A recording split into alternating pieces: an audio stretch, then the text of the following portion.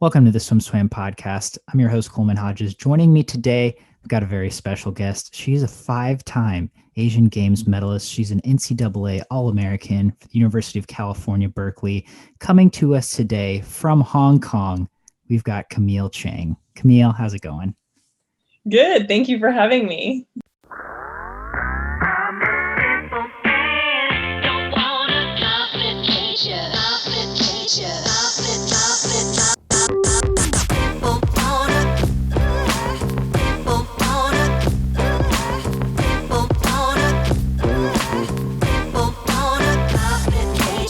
So first of all, you're in Hong Kong. I don't think that was always the plan leading up to this Olympic Games. Tell me about your current situation, just swimming wise, living wise. What's it been like being in Hong Kong for this stint? Yeah, so I was in Virginia training with Sergio at Virginia Tech with a group of postgrads. I moved there in September of last year and really enjoyed it, so kind of kept extending my stay. And then towards the end, the goal was, or the idea was, to stay there until, Tokyo. Unfortunately, that didn't happen. I ended up coming back in March because at the time we still had our Olympic trials set for April. And with the COVID situation in Hong Kong was still relatively contained. So we were hoping that we would still have the opportunity to race, and then, everything being postponed. So with everything going on, actually a lot of my teammates that were training overseas for Hong Kong ended up all being back here. So luckily we've kind of formed a little Hong Kong team group here, which has been really, really fun actually, since most of the time we only see each other at competitions. So it's been nice to see each other, on a daily basis and train together. And yeah. Nice. I mean, yeah, that seems like a real win, especially just to have teammates, and to be working towards that common goal. Let's take it back a little bit. Yeah. During quarantine, has this, what's the situation been like in Hong Kong in terms of how able are you to move around or leave your, apartment or house? And emotionally, physically, how has this affected you? Yeah, I would say in terms of access to training facilities, we've been fortunate enough that like our sports institute has stayed open most of the time. The only exception is that we've had some like lockdown training bubbles, meaning that we can go in and stay there and just, eat, train, sleep on site, but then we can't leave. And once we leave, then we're not allowed back in until we get, government approval to open up. Just because all gyms, all pools, all sport facilities in Hong Kong have been closed. And right now we're going into our fourth wave. So just closed up again. Oh, man. When I first got back, because I was coming back from the US, we all have to quarantine 2 weeks, no matter, where you're coming from. And so because of that, I wasn't allowed to go into the first training bubble. And then things calmed down. So we were able to get back into training. And then we then had another training bubble, which I decided to go in. And I was there for, I think, almost 5 weeks. And after 5 weeks, this is like when the mental side comes in. I was like, I can't do it anymore.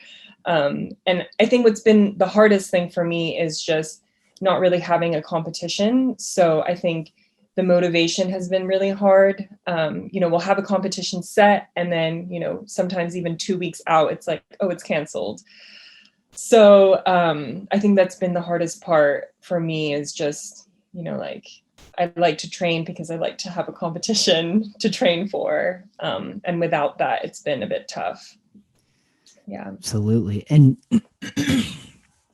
for you, is the Olympic qualification process already complete, or is that still to be determined? So we will still have So for Hong Kong, it's a bit different. We don't have like a one trials that's like the deciding meet. We kind of take the time frame that we're, that you have to get the A cut, for example. And then we'll have maybe one or two taper meets that we target for to get the A cut. So for me, it was, our April meet is usually one of the targets. And then kind of like, depending on how that goes, then we, plan for that. As of right now, our relay qualified at Worlds last year. So we have a spot already in. And so now for me, it's ideally getting that bonus A cut. I'm aiming for the 100 free right now. Yeah. Okay. All right. And like you said, competitions are weird, man. they're in a very odd spot. I mean, pretty much everywhere. Was the ISL an option, a consideration for you at all? I think not really. I think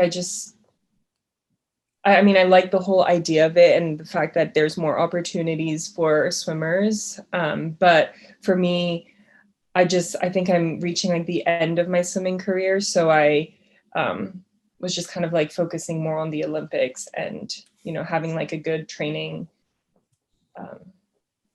for that, really. Yeah.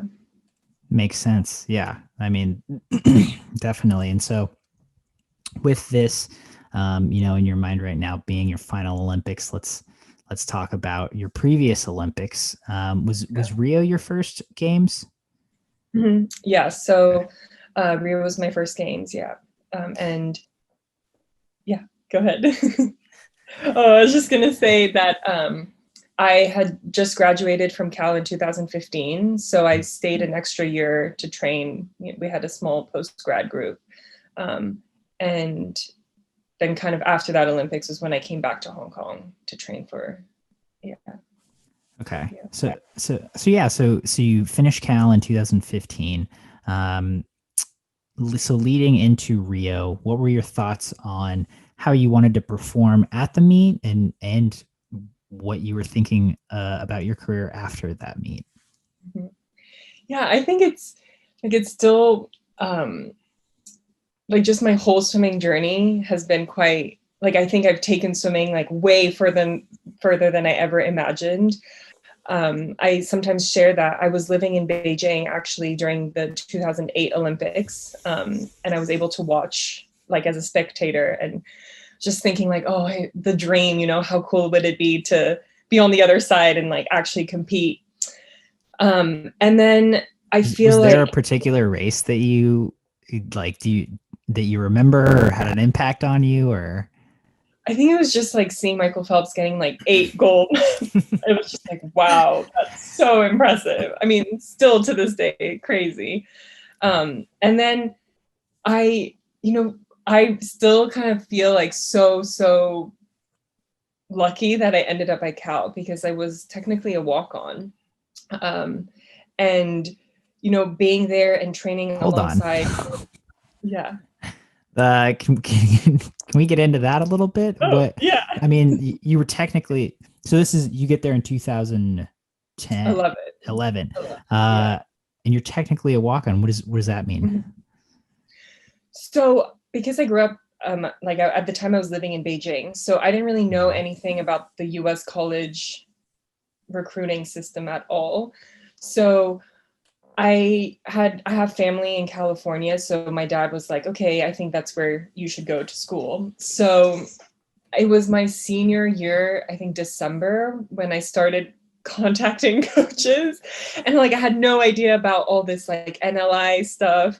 And like a few colleges messaged me back and were like, oh, sorry, like our roster is already full. And then really the only two that showed interest were Cal and Stanford. And I did have some experience. It's not a bad two to show interest. Yeah. But I had swam with PASA over summers. And so I think Coach Tony there helped me a bit understand the process a bit more. And I ended up doing two, like visiting the campus that Christmas of my senior year. And my dad went to Stanford. So I think there was a lot of like, oh, Stanford. And I grew up going to like Stanford swimming camps. But then when I went to Cal and I met the team, and I think what I remember most was really like, they didn't really ask me anything swimming related. They were asking me about me and my background. And they were like, oh, wait, you're half French and you're half, Chinese. And just, I thought that, that was quite impactful for me. And so pretty much I waited until like regular admission until I found out in April or March or April. And then I just said, oh, I'm coming to Cal. So technically, I guess it's a walk on. So I had no idea really what I was getting myself into. At the time, I had no idea what it meant to win a national championship. I had no idea who I would be coached by or training alongside. So I think it was a little bit of a shock. And I think I was like, oh my God, what am I doing here?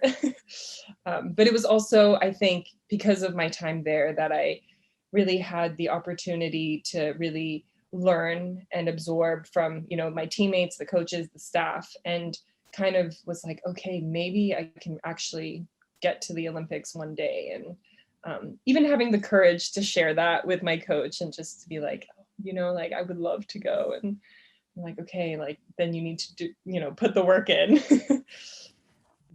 So I'm glad we're here. I wanted to get here eventually in the conversation, but I'm glad we started here. So coming into Cal, as you said, is technically as a walk-on. How did you view yourself as a swimmer? Oh, that's a good question. I think I don't know, like, I just felt like lucky to be there, really. And I was just like, okay, just put in the work. Like, this is an opportunity to get better. And, I felt like I can only get better. I had come from a background where we didn't really train, or I didn't really train much, so I had to get used to a lot of things. Like swimming doubles was very new to me. And so I was more just like, everybody talks about, oh, how was like the academics? I was like, no, the academics really was fine. It was just the swimming that was so tough for me. Yeah. So my follow-up to that was going to be, what was your swimming background like in high school? And, a lot of high school swimmers, or high school is around that time where you start to develop that image of yourself as a swimmer, right? You start telling your friends, oh, I'm a swimmer, and no, I can't go to such and such on Friday evening because I have swim practice Saturday morning, stuff like that. Yeah. So it sounds like your relationship with swimming was a little more casual until you got to Cal. I mean, I would still say I was, there was a strong identity in high school as like, oh, Camille, the swimmer. But I think just because of the culture of swimming and the environment that I was training in, it just wasn't like what you would find in the US, I was lucky enough that I was able to train with the club team to kind of really see, the seriousness and all of that. And I think I took a lot of that back with me and tried to, doing that in Beijing in high school. But I just think it was quite hard. Like, not many people from my high school pursue like collegiate sports. So I think I just didn't have the guidance. Not necessarily the environment for that. So I think I do, I still have the identity as a swimmer, but maybe not the same kind of training background as most people in the US do. Yeah. Gotcha. Okay. And so, so you get to Cal, you have to adjust to doubles. Tell me a little bit more about that freshman season and how you were able to adjust to that hard swimming schedule, because that, I'm sure, I feel like for most swimmers, a collegiate schedule is a bit of a shock to the system. But if, like you said, you're not even used to doubles, and I don't know exactly the intensity of the Cal program, but, you were national champions, so I'm guessing you guys put in some pretty good work. And yeah, tell me about that adjustment. Yeah. I think so. A couple of things came to mind. One was, I think I've always felt like I'm more of a racer than a trainer. So like I struggled a lot, like making the intervals and like being lapped, and like, oh, one time just not knowing my yards time. So like what my 200 pace should be, and said something like, oh, like maybe 30 seconds per 50, which like long course is not bad, but short course yards is not that great. So I think it just was like a lot of adjustment in understanding the philosophy, the culture. And I think, now it's really become kind of like, even to this day, how I view swimming. And, the training was very untraditional. Terry is very creative. And I think the idea, like, I think we always knew why we were doing something. And also that it was very like quality over quantity, which, I think, thank God, because if I had gone to a program where it was a lot of yardage, I really don't think I would have made it. Yeah.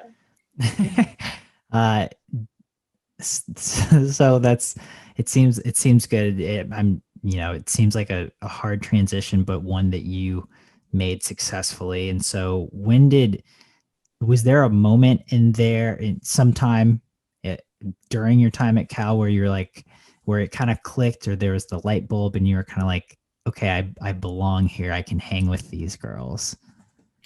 Yeah, I think, so my freshman year, I ended up making NCs. And so I think, before the meet, we kind of like, for team bonding and stuff. And I remember, like, I think my coach had considered me like the dark horse. And I think that's kind of stuck with me since. And I think that's kind of what I needed to be like, okay, you're on the right track. Like, just keep going. Like, you just started, you're just getting started. You have so much to improve on. But I think I would say technically my breakout year or summer would have been the summer after my junior year going into my senior year. And I think at that point I had just gotten comfortable with the training, the team, and I felt a lot more confident in myself, not just as a swimmer, but as a person. And I think a lot of it too was I was elected one of the co-captains. And I think to me, that was really special that, I tend to be a bit more quiet and reserved. And for somebody to think of me as having leadership qualities was quite empowering. And I think kind of from then it was like, okay, it's just one more year to maybe go to the Olympics. I'm not too far off, so why not just give it a shot? And here I am still 4 years later. Yeah. Okay. So first off, who is your other co-captain? So there were three of us my year. So one was Melanie Claren, and then one was Caroline Peel. Yeah. Okay. I don't know if, yeah. Backstroke freestyle. I remember the names, and Yeah. I was just curious. That's, for you swim nerds out there. There you go. There's a piece of trivia. 2015, 14, 15 Cal captains. Yeah. So you have that breakout summer after your junior year, like you said, you gain that confidence. When was the discussion with Terry, I'm assuming, when you told her, I think the Olympics is something I want to, shoot for? Yeah, I think it's quite blurry. But I think like as I was, in my senior year, and then there was a lot of talk about, is who's going to stay for post-grad. I think it was just kind of a conversation of, yes, this is what I'm going to do, and I would love if I can continue training here. And at the time, it was Melanie and Caitlin Leverins and Dana Vollmer. So us four kind of had a little post-grad group. But I think maybe, like, I just have this one memory. I don't really know the timeline, but it was just being like, oh, I would like to go to the Olympics, and her just being like, okay, I'm going to hold you accountable to that. And, a little bit of tough love sometimes but definitely what I needed, to push me. And that senior year, I mean, I just have to ask about, you guys won a national title. Was that a goal heading into that meet? I think it was just, we started the year off kind of like acting as if that's what was going to happen. And just, everything was very revolved around that meet, that moment of, in practice, if we have 3 sets of something, it would be like, okay, this is day 1, day 2, day 3. And a lot of kind of like visualization being incorporated into our everyday training. And I think a big thing was the team chemistry. Everyone, no matter what role, everybody knew their role and everyone was contributing in their own way. And I think that's, really at the end of the day, what makes a team successful. And I just think the main thing I just remember is we're just having a lot of fun. It was kind of like, this is our time to show off all the hard work that we've put in. And I think for me, what obviously not just the fact that it was my senior year, but I came in as a freshman and we also won that year, but I felt like I didn't contribute much. And then to be able, my senior year to win or to be on that winning relay and also, score individual points, for me, I was like, oh, yes, I contributed. Yeah. Yeah. I mean, what a way to go out. But sorry. How do you see, you said everyone had their role and everyone kind of knew their role. The chemistry was really good. What did you view your own role as on that 2015 team? Yeah. So, I think, part of it was also being captain and kind of what I think it's how I decided I wanted to show up. And I think it was a lot more like lead by example. So I would say, for me, it was just the everyday, how I showed up, how I supported my teammates, how I listened to them, and tried to encourage them. I think that, I hope that's the role that I played. Yeah. So again, a great way to go out your senior year. I mean, really come full circle, like you said, from winning a title as a freshman and feeling that, void of, I didn't contribute as much as maybe I wanted to it sounds like you contributed a lot that senior year, scoring individual points on a winning relay. And then you have the Olympic year. And so, tell me about heading into that Olympics, what you were expecting and what that experience brought for you. Mm-hmm. Yeah. So, I was just so excited, that whole summer in the lead up. And I was just really excited to race. So I think this is where I felt a little bit like at the actual Olympics. I had an amazing 2 weeks. And for me, it was really just a celebration of, the years of hard work. Obviously, I wanted to perform well. I didn't necessarily perform as well as I wanted or I thought that I could have. And I think that's kind of, looking back on it now, I think physically I was really, I was there, I was in shape, but I think it was like the mental side of, even if I had qualified with an A cut, I still felt like, oh, I don't really belong here, or like, I'm just like, I don't really know how to explain it, but I think there was very much of maybe I didn't embrace what it meant to be an Olympian yet. And even, a few years after, I was still quite uncomfortable sharing with people that, what I do, that I'm a swimmer. And they're like, oh, so like, are you trying to go to the Olympics? I'm like, oh, actually I've already been. Like, I always felt quite uncomfortable sharing that. And so a lot of my work has been, since then, I took some time off, and in my decision to continue, it was like, okay, if I'm going to continue, there's a lot of work to be done. And, I still enjoy swimming because I still feel like I'm learning.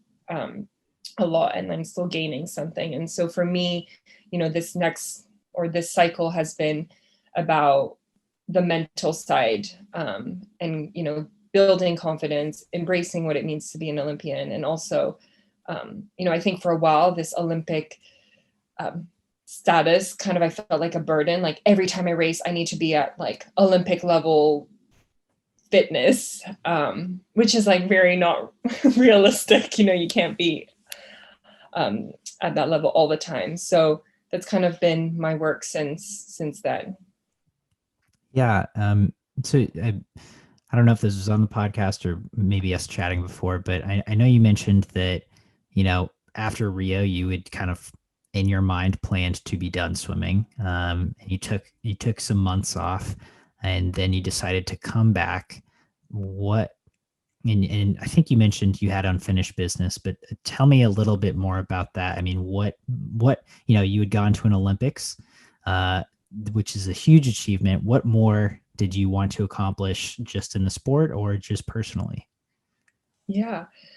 So I took a few months off. I think I was burnt out, like physically, emotionally, mentally. Kind of like went through I hate swimming. I never want to be in a pool again. And then I think having moved back to Hong Kong, I think I have a platform here where I can share my experiences, share my journey. And I think that, quite empowered me to just continue to share. And I think in that and kind of reflecting upon my journey, I realized why I like swimming and what it is about swimming that, motivates me to continue. And I think one of the things is always that I learned very early on was, I want to swim if I'm swimming for me and for myself. And so there was a time where I felt like I was swimming for other people, or there was a time where, I felt like this is what I should do because I'm at this level. And I think it took a lot of, figuring that out. And then now I think it's less about performance goals for me, than it is, it's just about enjoying the process and being present. And, I think because I'm ending soon, it's kind of, I want to end it on my way. And, Terry, my coach at Cal, always just said, at the end of the day, you don't really remember your times, or the place you got. You just remember the memories that you've made and, the moments with your teammates at competitions and in training. And so I think it was hard when the Olympics was postponed because I was like, oh my God, another year of training. But it's also been quite, testing on like, okay, if this is about you and what you want, how do you want to, end it in a way? Yeah. And so tell me about developing that ability to be true to yourself and to follow your own personal journey, because I think certainly from a swim fan's perspective, at the end of the day, it is about times and it is about medals. And I think so many swimmers get caught up in that because that's what you're chasing, allegedly. Mm-hmm. And it's really hard sometimes to stay in your own lane and to focus on your own journey rather than the journey that has been spelled out for you by, the media or so many other swimmers before you or whoever. How have you developed that skill of keeping it about your personal swim journey? Mm-hmm. Yeah. So I think a lot of things like, how should I say it? Well, for one, I think I've been asking for help. So I started working with a sports psychologist, and that's been very helpful. And then I think a lot of things is having to put into practice a lot of the skills that I learned at Cal, but just in a new environment. So, in Hong Kong, the setup is a bit different. The age range of the swimmers is different, the training, all that. And I think, if I had to be quite assertive and vocal about, how I want my training to be, which was very difficult for me to do. But at the end of the day, I think by now I do know, things that work for me, things that don't work. And I think it takes a lot of self-awareness. So, and of course there's, open communication with my coaches of, this hasn't been working, let's try this, or this used to work, let's try that. So, and I think for me, why, I mean, of course I'm still competitive, and of course I do care about the times, but I think when I think about the times that I've performed my best, or had the, that have been what I would consider successful swims, I was not really worrying about what time I was going to go. It was just more, you have fun, you show up, it's like time to show your hard work. And I think if you can go in with that sort of mentality, then the time kind of ends up being what you want. And I think it's just lots of experiences in the last years of swimming where, I go in, I'm like, okay, I need to get the A cut. And then it's like, oh, so far off. And then you're like, okay, I'm just going to swim and have fun. And then it's like, A cut. So I think, and at least for me, that's what works. I think, there are other athletes and other swimmers out there that may be more, technical, or maybe more, time-based. But for me, this seems to be what works. Yeah. And I mean, have you been in a situation where, for example, you need to make an A cut, or you're shooting for a certain time, or maybe a certain place, and, that starts creeping in? Do you have ways now of dealing with that kind of, of those thoughts or that kind of pressure? Mm-hmm. Yeah, I think that was a big thing for me, even just earlier this year was, oh, it's getting closer to the Olympics. Like, you still haven't gotten your individual A cut. And I could just see like being like very anxious, and like at competitions, I'd just be like so focused, like I wasn't even having fun. And I think that's kind of where a lot of the work with the sports psychologist has come into play, is just noticing when you're having those thoughts, and then having, little tools or little skill sets that once you notice that, how do you reframe it? Or, and that's, I think, been a lot of the work that I've been doing, but it's very individualized. So, what works for me might not work for someone else. Well, if you're comfortable sharing, what does work for you? Yeah. So, I do, well, I guess it kind of depends on like how I'm feeling. But most of the time it would be feeling anxious about, oh, I need to get a certain time. And I think part of it is like, once I notice the thought, I have like a counter thought to it. And, that counter thought kind of comes up kind of the day of. So I can't really tell you what right now. And then a lot of stuff too is, knowing how I can be. So if I feel like I'm getting too in my head, I'm like, I ask my teammates like, hey, can we just like talk to me, or like distract me? And then other things, like breath work. So I work with a guy in Hong Kong, who does breath work, and then kind of have different, if I'm too excited, I need to calm down, or if I'm too calm and I need to, so kind of those kind of strategies that I can, use when I need. Yeah, that sounds like a whole different pursuit outside of the pool, but very applicable to what you're doing in the pool, which is really, really interesting and really cool. Yeah. And so to bring this full circle, or wrap this up, heading forward, what are the next couple weeks, couple months? Obviously there's a lot of uncertainty, but what does the immediate future look like for you, just in terms of training, of maybe competing, and, I guess maybe outside the pool as well?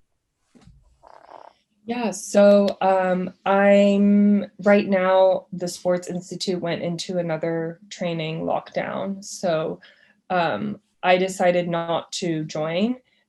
just because it's the holiday season and, I don't really know when the next competition is. So in talking with my coaches, decided, just take a few weeks break, and then kind of regroup and restart thinking for next year. Hopefully we will have competitions, but as of right now, I don't really know what that'll look like. And then outside of the pool, I'm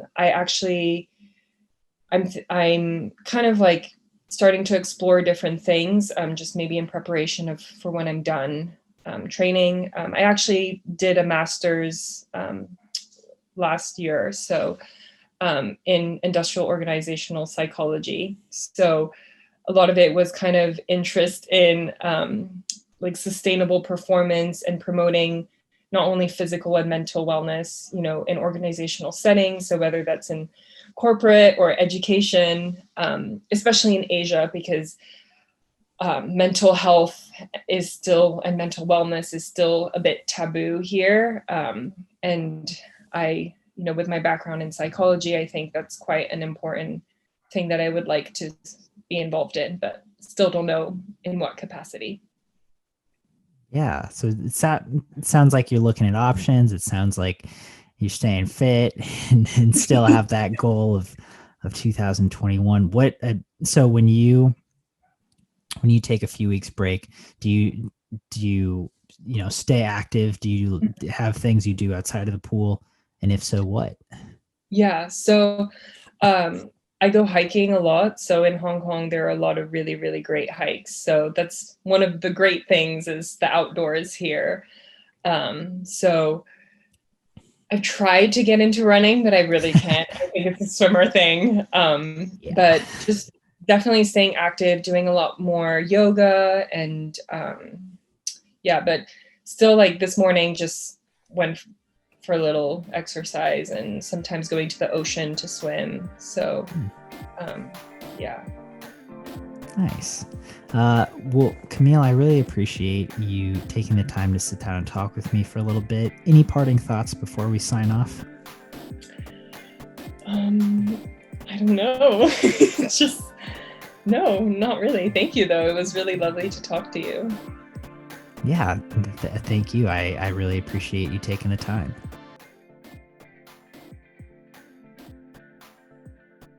You've been listening to the SwimSwam podcast. Stay tuned for new episodes every week. You can take SwimSwam podcast on the go by subscribing on your favorite podcast platform. Look for links in the description below, and be sure to subscribe to our YouTube channel for more videos as well.